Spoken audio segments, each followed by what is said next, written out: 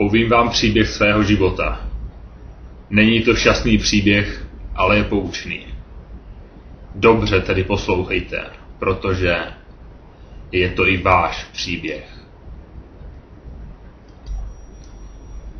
Žil jsem obyčejným životem. Přes den jsem pátral po hodnotných věcech v ruinách města a po večerech si léčil zranění nebo sledoval zpravodajství centrálního počítače o nepřátelských bunkrech. Až to zní neuvěřitelně. Život v té době byl snadný. Věděl jsem, co je zlo, lidské rody žijící v cizích bunkrech. Věděl jsem, co je dobro, náš rod a taky centrální počítač, který nám sesílal spásu v podobě informací o pokladech venku a o cizáckých aktivitách. Jednoho dne mělo ale toto všechno skončit. Byl to jasný den. Silný vítr rozfoukal mraky, takže byla chvílemi vidět i obloha. Přišel za mnou můj bratr, že zahlédl něco opravdu zvláštního. Byl velmi rozrušen a trval na tom, abych s ním vystoupil na povrch a spatřil to, co on, na vlastní oči. Vzal jsem tedy dalekohled a šli jsme.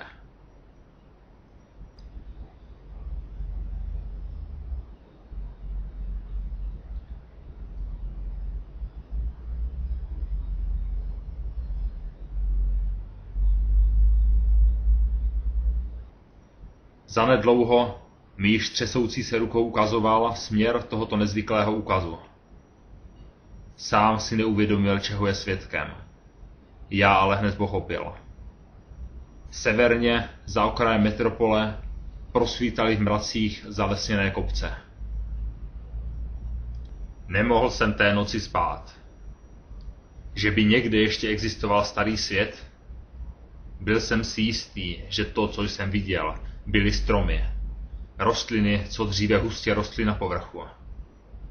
Byly stejné jako na stařičkých obrázcích, které jsem schraňoval jako nejdražší poklad.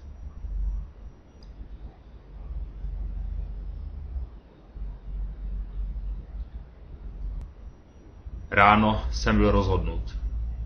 Půjdu se tam podívat na vlastní oči. Vyrazil jsem hned za úsvitu.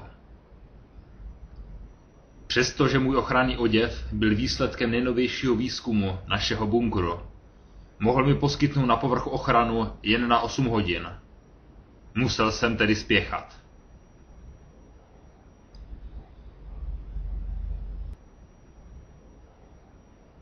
Zřejmě jsem ale podcenil vzdálenost svého cíle. 4 hodiny uplynuly a já byl stěží za půlkou své cesty. Měl jsem na výběr. Vsadit vše na jednu kartu a jít dál, nebo se vrátit do svého rodného bunkru a nikdy nevidět starý svět na vlastní oči. Váhal jsem jen pár vteřin a pak se rozhodl jít dál.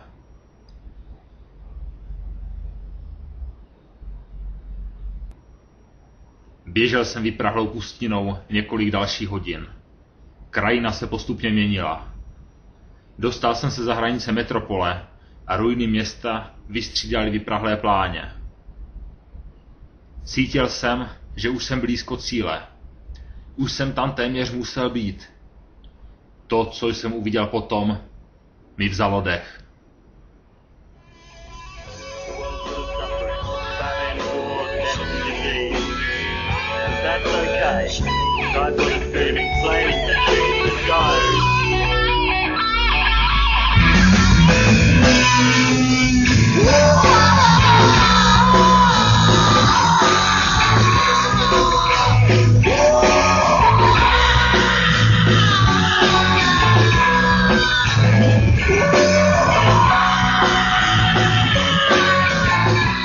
Blesklo mi hlavou, že starý svět je celý držen za zdí. Pak mi ale došlo, že za tou zdí jsme drženi my.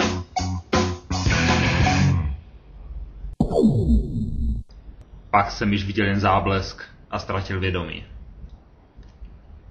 Když jsem otevřel oči, myslel jsem nejdřív, že jsem mrtvý. Nevím, jak dlouho jsem bezvládně ležel, ale můj oblek musel už dávno přesáhnout svůj limit. Podivné bylo ale to, že nebyl téměř poškozen. Ba co víc, byl zcela očištěn od radiace. Pak mi ale došla další věc. Kde to jsem? Nikdo mě dopravil zpátky na kraj města.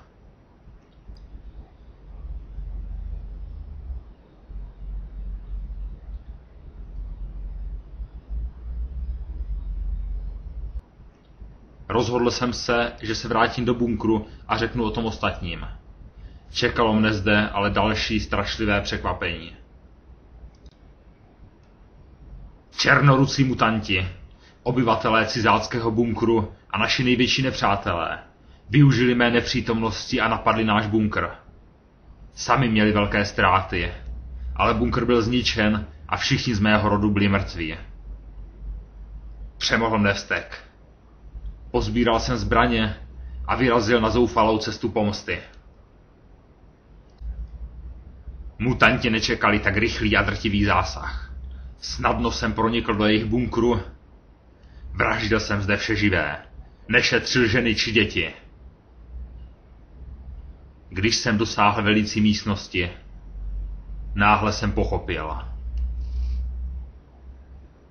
Našel jsem plakát, jaký posílal centrální počítač i nám. Tenhle ale nabádal k likvidaci mého rodu. Zděšen svým poznáním jsem vyběhl z bunkru a vrátil se do radiací nasáklých hrůň svého domova. Vše, co jsem viděl, se mi spojilo. Zalesněné kopce, zeď našeho vězení, muže s omračujícím paprskem, propagandistické plakáty. Jsme lapeni jako zvířata v kleci. A nejen to. Centrální počítač, samotná ruka ďábla, nás poštvává jednoho proti druhému, abychom zabili každého, kdo je jiný než my. Každého, kdo je slabší než my. Nevím, kdo je ten ďábel, co nás drží v kleci. Vím ale, že se mu nebudeme moci postavit, dokud povedeme marnou válku sami proti sobě. Zbývá mi už jen chvíle života. Nestihnu víc, než jen zaznamenat svůj příběh a všechno, co vím, na datadisky. Ale vy, kdo jste měli větší štěstí, vykonejte prosím mou vůli. Najděte centrální počítač a bez milosti ukončete jeho tyranii. Prosím, udělejte to.